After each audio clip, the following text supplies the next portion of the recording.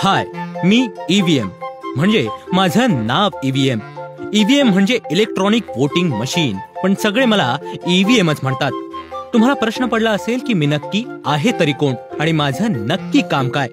तर माझं सॉफ्टवेअर म्हणजेच माझा मेंदू एका स्पेशल चिप मध्ये आहे. एकदा का या चिपवर काही छापलं ना तिच्यावरचं वाचता येत आणि ना त्याच्यात बदल करता येत. आणि दुसरं म्हणजे माझा कुठल्याही दुसऱ्या नेटवर्कशी, मशीनशी किंवा इंटरनेटशी संपर्क होऊ शकत नाही.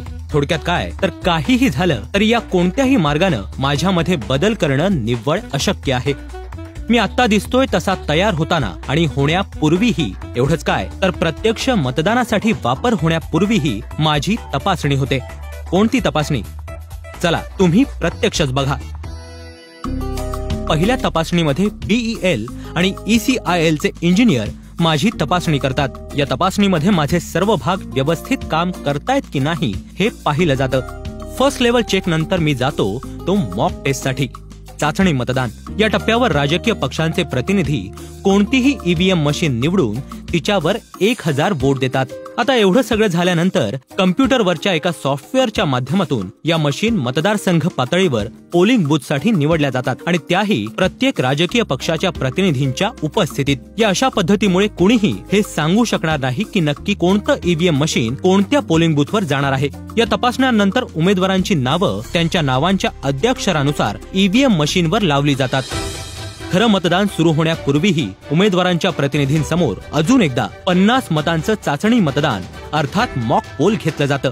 मतदान प्रक्रियेच्या प्रत्येक टप्प्यावर मला पेपर सील लावून सुरक्षित बंद केलं जातं. प्रत्येक उमेदवाराचे प्रतिनिधी त्या सीलवर सह्या करतात. मतदान झाल्यानंतर निवडणूक अधिकारी मला थेट स्ट्रॉंग रूम मध्ये घेऊन जातात. मला आत सुरक्षित ठेवल्यानंतर ही स्ट्रॉंग रूम सील केली जाते. मतमोजणीच्या दिवशी उमेदवार आणि त्यांच्या प्रतिनिधींच्या समोर मतं मोजली जातात. थोडक्यात काय, तर उमेदवार आणि राजकीय पक्षांचे प्रतिनिधी या संपूर्ण प्रक्रियेच्या प्रत्येक टप्प्यावर सहभागी असतात आणि त्यावर बारीक नजर ठेवून असतात. गेल्या काही वर्षांमध्ये माझ्या सच्चेपणावर प्रश्न उपस्थित करणाऱ्या अनेक याचिका देशातल्या 5 उच्च न्यायालयांमध्ये दाखल झाल्या आहेत. या प्रत्येक न्यायालयानं मी विश्वसनीय, सुरक्षित आणि कोणताही फेरफार होऊ न शकणारा असल्याचा निष्कर्ष दिला आहे.